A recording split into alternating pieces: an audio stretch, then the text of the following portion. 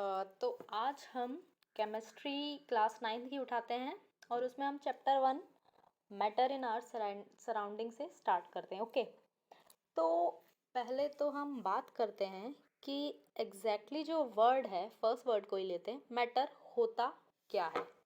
ठीक है, आप लोगों के दिमाग में भी आया होगा कि ये मैटर एग्जैक्टली वर्ड क्या है। तो आप लोगों ने कुछ भी हम आसपास अपने जो चीज़ें देखते हैं वो कहीं ना कहीं कुछ उनका शेप होता है, कुछ साइज होता है, कुछ टेक्सचर होता है, कुछ कलर होता है। तो जनरल लैंग्वेज में अगर मैं कहूँ तो जो भी यूनिवर्स में है, जो भी आप अपने आसपास देखते हो, उसका कुछ ना कुछ साइज, शेप और टेक्सचर होता है। वो सब जिस मटेरियल से बने होते हैं उसे हम बोलते हैं मैटर। ओके, जैसे कि हम जो एयर जिसे हम ब्रीथ करते हैं, जो खाना हम खाते हैं, जो क्लाउड्स, स्टार्स, ये सब मैटर के अंदर आते हैं। इनफैक्ट वी आर ऑल्सो, हमारे जो अंदर बॉडी है, बॉडी के अंदर जो फ्लूइड है, ये सब एक तरह से मैटर का ही पार्ट है। अब मैं बात करूं कि जो भी हम आसपास देख रहे हैं जिसे मैं मैटर बोल रही हूँ, उनका कहीं ना कहीं वजन है, उनका वॉल्यूम भी है। ये दो चीज़ें तो आप देख ही सकते हैं कि कहीं ना कहीं उनका मास तो है ना। तो इस चीज़ के लिए अलग अलग फिलॉसफी आई। तो इंडियन फिलॉसफी की अगर हम बात करें तो हमारी जो इंडियन फिलॉसफी है उसके अकॉर्डिंग जो भी मैटर है, दैट इज कॉल्ड तत्वा, 5 तत्वों से मिलकर बना होता है। वो 5 तत्वों की अगर मैं बात करूं तो वो होते हैं पंच तत्व: air, earth, fire, sky, water, means everything. In fact हमारी ह्यूमन बॉडी भी इन 5 तत्वों से मिलकर बनी होती है। तो इंडियन फिलोसफी के अकॉर्डिंग जो कुछ भी है, लिविंग थिंग हो चाहे वो नॉन लिविंग थिंग है, सब कुछ इन 5 एलिमेंट से बना होता है। इस चीज़ को कहीं फिलोसफर भी एग्री करते हैं, जैसे कि ग्रीक फिलोसफर्स इसको एग्री करते हैं। अब मैंने मैटर की तो बात कर दी, ठीक है। अब पर हम साइंस के अकॉर्डिंग चलते हैं तो हमारे जो मॉडर्न डे के साइंटिस्ट हैं उन्होंने मैटर के क्लासिफिकेशन करे हैं उनकी प्रॉपर्टीज़ के अकॉर्डिंग। तो उन्होंने 2 टाइप की क्लासिफिकेशन करे हैं। First physical properties, second chemical properties, या कह सकते हैं केमिकल नेचर। तो फर्दर अब हम इस चीज़ को डिस्कस करेंगे। अब अगर मैं बात करूं फिजिकल नेचर की किसी भी मैटर के, तो फर्स्ट चीज़ आती है कि वो देखने में कैसा है। नॉर्मली हम जो चीज़ें देखते हैं वो अपने आँखों से ही देखते हैं। तो उसका साइज़ क्या है, उसका शेप क्या है।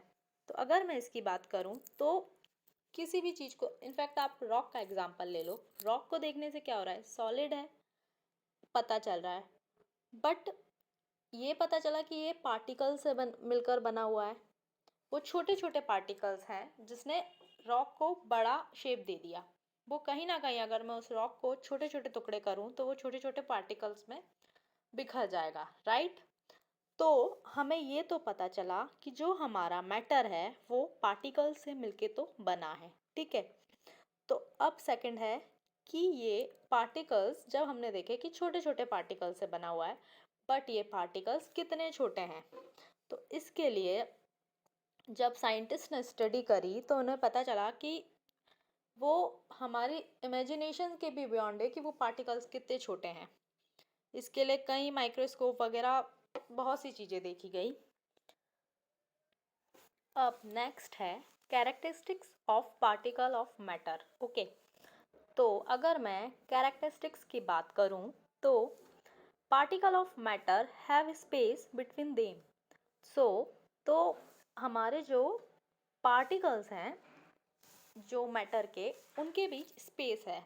ये हम लोग कैसे इसको समझ सकते हैं, आप जैसे कि नींबू पानी, या नॉर्मली जब हम चाय बनाते हैं तो क्या होता है कि हम नॉर्मली पानी लेते हैं, तो पानी में शक्कर या नींबू जो भी हम मिक्स करते हैं वो कहीं ना कहीं प्रॉपर तरीके से घुल जाते हैं, है ना।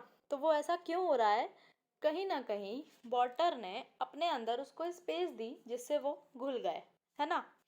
तो यही है, इसे ये पता चला कि कहीं ना कहीं जो भी मैटर है उनके बीच में स्पेस होता है जिससे वो नई मैटर को अलाउ करते हैं अपने अंदर आने से। जैसे कि एग्जाम्पल सबसे अच्छा आप नींबू पानी का ले सकते हो। पानी है, पानी के अंदर आपने नींबू और शक्कर से सब मिलाया, कहीं ना कहीं वो प्रॉपर घुल गए। इतने बाद में जब वो घुल गए, जब आपने देखा, तो आप डिफ्रेंशिएट ही नहीं कर पा रहे थे कि ये जो सॉलिड मैंने लिया था, अब जो वो दिखता है, दोनों में डिफ्रेंशिएट नहीं कर पा रहे हैं। तो इससे ये हमें पता चला कि पार्टिकल्स के बीच स्पेस होता है। अब यार नेक्स्ट है हमारा, particles of matter are continuously moving. So basically क्या होता है, जब पार्टिकल्स मूव करते हैं तो कोई ना कोई वो एनर्जी अपने अंदर होती है उनके अंदर, तो उस एनर्जी को हम बोलते हैं, मूविंग एनर्जी को, काइनेटिक एनर्जी। ओके। तो क्या होता है, जब हम टेम्परेचर इंक्रीज कर देते हैं तो काइनेटिक एनर्जी बढ़ जाती है, तो पार्टिकल और जल्दी मूव करते हैं।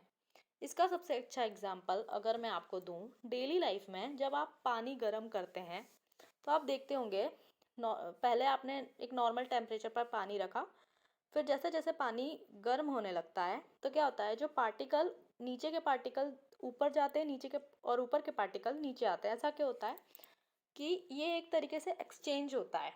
मीन्स नीचे वाले पार्टिकल को हीट देने से उनकी काइनेटिक एनर्जी बढ़ गई, तो वो पार्टिकल ऊपर की तरफ बढ़े। अब जो ऊपर वाले जो ठंडे से थे वो नीचे की तरफ आए, तो इस प्रोसेस से पूरा जो आपका जो पानी था वो गर्म हो गया। ओके। तो क्या होता है, इसमें एक और चीज़ अगर मैं बोलूँ तो जब हम नींबू पानी या कोई दो मैटर को जब हम एक साथ मिक्स करते हैं तो क्या होता है कि वो भी एक तरह का मूवमेंट ही होता है मैटर का, क्योंकि मैटर छोटे छोटे छोटे पार्टिकल होते हैं, हमने पहले डिस्कस किया था। तो जब एक मैटर दूसरी मैटर में हम दोनों को जब मिक्स करते हैं तो इस प्रोसेस को हम क्या कहते हैं, डिफ्यूज़न कहते हैं। अगर मैं डिफ्यूज़न करते टाइम टेम्परेचर इंक्रीज कर दूं तो ये प्रोसेस बहुत फास्ट होगी। ओके। इसका एग्जांपल ले आप ऐसे ले सकते हैं, सपोज मैंने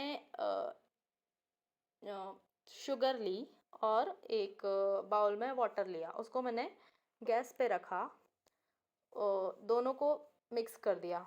तो जब आप एक एक तरफ मैं नॉर्मल डिज़ोल्व कर रही हूँ और एक तरफ मैं हीट देके डिज़ोल्व कर रही हूँ, तो आप क्या देखोगे, जब मैं हीट देके उसको डिज़ोल्व कर रही हूँ तो वो बहुत जल्दी मिक्स हो रहा है। ओके। अब नेक्स्ट है, क्या ये जो पार्टिकल हैं हमारे एक दूसरे को अट्रैक्ट करते हैं? तो हाँ, ये जो हमारे पार्टिकल है इनके बीच एक फोर्स, कुछ ना कुछ फोर्स काम करता है, जिससे ये पार्टिकल एक दूसरे को अट्रैक्ट करते हैं और साथ में बने रहते हैं।